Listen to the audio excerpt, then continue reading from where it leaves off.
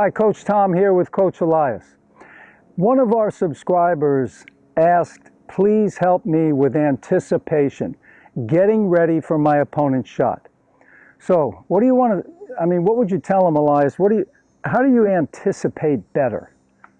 All right. That would be good. So I would say the first step is we want to focus on our split step. Split step, okay. Because that split step, right before our opponent is about to hit the ball. Yes, about a half a second Exactly. before they hit the ball. If you can do it that well, go ahead. Yeah, you want a split step. So you're nice and low. And from that position, it's going to be much easier to move to either side of the court. Yes. Now, when you come down off the split step, you don't have to jump that high, but you want to land low. Exactly. With your legs bent.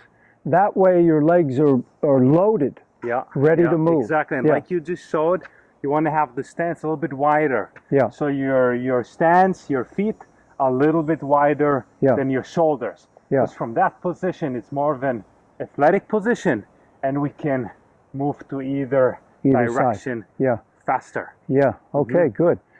Now, there's some other things you can do, too, as far as anticipation. For instance, let's say your opponent is on the baseline, and they're hitting somewhat of a semi-open or an open stance.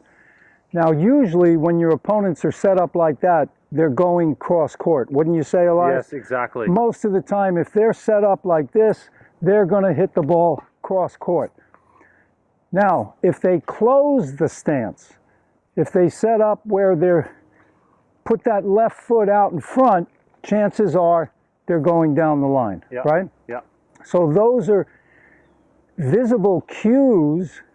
I call them cues that you can look for.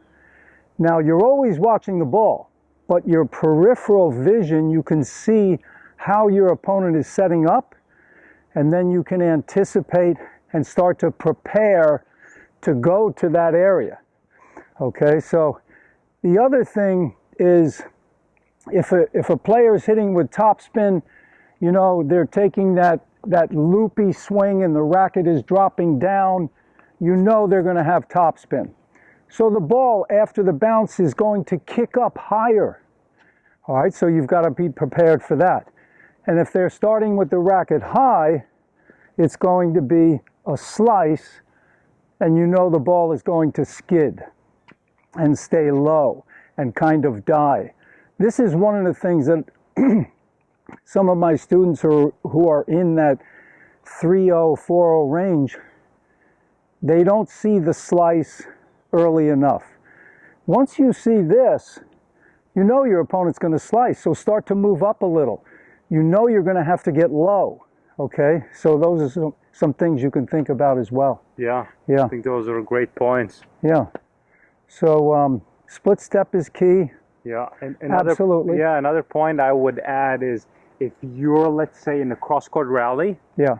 Okay, so let's say I'm over here, I'm in the cross-court rally, or even, let's say I'm a few steps further to the right, but I'm pushing the ball nice and long cross-court, I would kind of anticipate a cross-court shot back. Yeah. And lean in slightly. Just come back a little bit towards the middle. We don't have to go all the way back, but just a few steps back to the middle. And even if your opponent hits a down the line shot, if you've hit a nice, long, deep cross-court shot, you're very likely to get that shot. You can place it back cross-court again and make your opponent move. Yeah.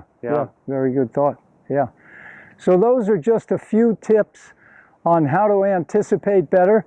And we're going to do more on this on the split step. So stay tuned for future videos.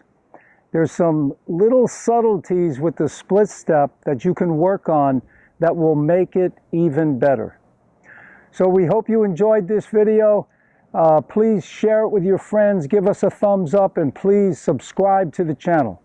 All the best, guys. Thanks, Elias. Thank you.